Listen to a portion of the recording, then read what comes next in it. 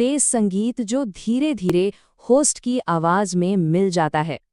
कभी सोचा है कि वो एक ब्रिलियंट आइडिया जो आधी रात को आपके दिमाग में आया था, वो ऑफिस की फाइलों में दबकर क्यों रह जाता है? हम सब ने ये महसूस किया है ना? एक ऐसी चिंगारी जो शायद दुनिया बदल सकती थी, लेकिन बड़े बड़े केबिन और लंबी लंबी मीटिंग्स के चक्कर में कहीं खो गई। तो अगले 10 मिनट में हम एक ऐसी ही कहानी की तह तक जाएंगे। एक ऐसी जगह की कहानी जहां आज का भविष्य बना था। मतलब जो माउस, जो स्क्रीन, जो इंटरनेट हम आज इस्तेमाल कर रहे हैं, वो सब वहीं बना था।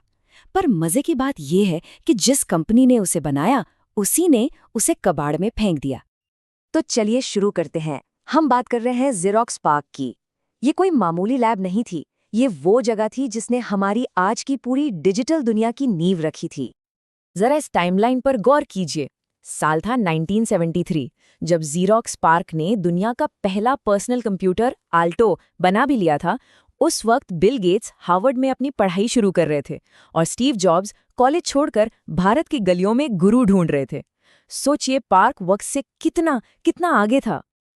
आज हम जो कुछ भी इस्तेमाल करते हैं, लैपटॉप की स्क्रीन, माउस, ऑफिस का लेजर प्रिंटर, यहाँ तक कि इंटरनेट से कनेक्ट होने वाली टेक्नोलॉजी भी, ये सब कुछ एक ही छत के नीचे बना था।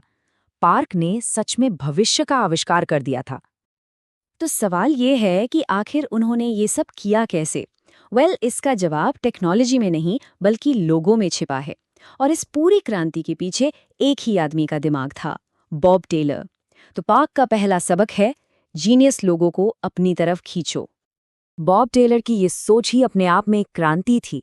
सोचिए, उस जमाने में जब लोग कंप्यूटर को एक बड़ा सा कैलकुलेटर मानते थे, वो उसे इंसानों को जोड़ने का एक जरिया देख रहे थे।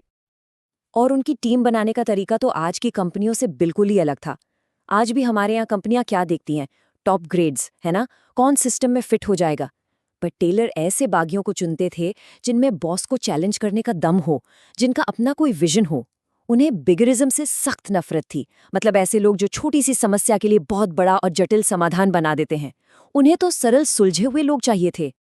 और उनकी जो साप्ताहिक बैठकें होती थीं, वो किसी कॉर्पोरेट मीटिंग जैसी नहीं बल्कि कॉलेज की कैंटीन में चाय पर होने वाली बहस जैसी थीं।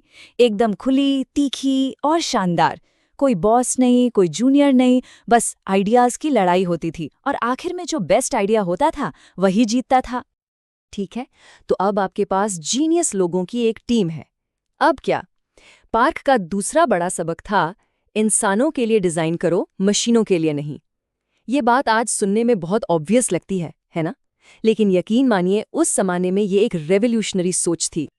और ये सवाल बहुत ज़रूरी है, क्या आप टेक्नोलॉजी सिर्फ इंजीनियरों के लिए बना रहे हैं या उन आम लोगों के लिए जिन्हें उसे रोज़मर्रा की ज़िंदगी में इस्तेमाल करना है? पार्क के एक और जीनियस, एलन के, का मानना था कि टेक्नोलॉजी इतनी मज़ेदार और आसान होनी चाहिए कि एक बच्चा भी उसे चला सके। अगर वो बोरिंग है तो फिर उसका कोई मतलब ही नहीं है। और इसका सबसे मजेदार किस्सा सुनिए।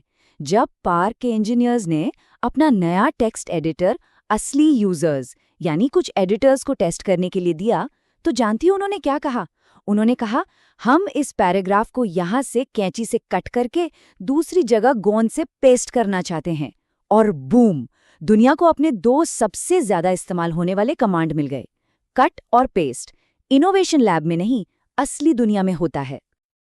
लेकिन हर अच्छी कहानी में एक ट्विस्ट आता है, और इस कहानी का ट्विस्ट बहुत दुखद था। ये वो मोड़ है जहां ज़ेरॉक्स का अपना कॉर्पोरेट कल्चर ही एक बीमारी बन गया और उसने अपने ही सबसे बड़े इनोवेशन पर हमला कर दिया। देखिए, पार्क ने ग्राफिकल यूजर इंटरफेस यानी GUI का आविष्कार 1973 में कर लिया था। पूरे 6 साल तक वो खजाना उनके पास एक फाइल में पड़ा रहा। फिर 1979 में स्टीव जॉब्स सिर्फ 1 घंटे के लिए पार्क आए और 1984 में उन्होंने मैकिन्टॉश लॉन्च करके दुनिया ही बदल दी। ज़ेरॉक्स ने सचमुच भविष्य को अपने हाथों से जाने दिया। स्टीव जॉब्स ने सिर्फ 10 मिनट में वो भविष्य देख लिया जिसे ज़ेरॉक्स के बड़े बड़े एग्जीक्यूटिव्स सालों तक अपने ऑफिस में रखकर भी नहीं देख पाए। ये टेक्नोलॉजी का नहीं, ये विजन का फर्क था। पता है क्यों? क्योंकि ज़ेरॉक्स एक कॉपियर कंपनी थी। उनकी पूरी दुनिया कागज और मशीनों के आसपास घूमती थी। वो पर्सनल कंप्यूटर के भविष्य की कल्पना तक नहीं कर पाए। वो अपनी ही सफलता के कैदी बन गए थे। तो इस पूरी कहानी से हम क्या सीख सकते हैं? ज़ेरॉक्स की इस गलती में ही हम सबके लिए एक बहुत बड़ा सबक छिपा है। और ये इस किताब से मेरा सबसे बड़ा पर्सनल टेकअवे है, खासकर हमारे इंडिया के वर्क कल्चर के लिए। देखिए, एक आइडिया का होना रेसिपी की तरह है, लेकिन इनोवेशन है उस रेसिपी से एक कामयाब रेस्टोरेंट खोलना। ज़ेरॉक्स के पास दुनिया की बेस्ट रेसिपी थी, लेकिन रेस्टोरेंट एप्पल ने खोला। तो अब ये सवाल मैं आपके लिए छोड़ता हूँ। आपके अंदर जो इनोवेटर है, वो असल में क्या बनाना चाहता है? तो चलिए, उस आइडिया को सिर्फ दिमाग में मत रखिए, पहला कदम आज अभी लेते हैं। नीचे कमेंट्स में अपना वो एक आइडिया शेयर कीजिए जिसे आप सच में दुनिया के सामने लाना चाहते हैं। और हाँ, आपकी मदद के लिए मैंने डिस्क्रिप्शन में एक फ्री हिंदी स्टडी गाइड का लिंक भी दिया है, उसे डाउनलोड करना मत भूलिएगा। अगर इस कहानी ने आपको सोचने पर मजबूर किया है, तो इस वीडियो को लाइक करें, चैनल को सब्सक्राइब करें, और अगर और गहराई में जाना चाहते हैं तो किताब खरीदने का लिंक भी डिस्क्रिप्शन में मौजूद है। और हाँ, किताब के बारे में अपने विचार कमेंट्स में ज़रूर बताइएगा। बुक इन 10 मिनट जो आपकी सोच बदल दें।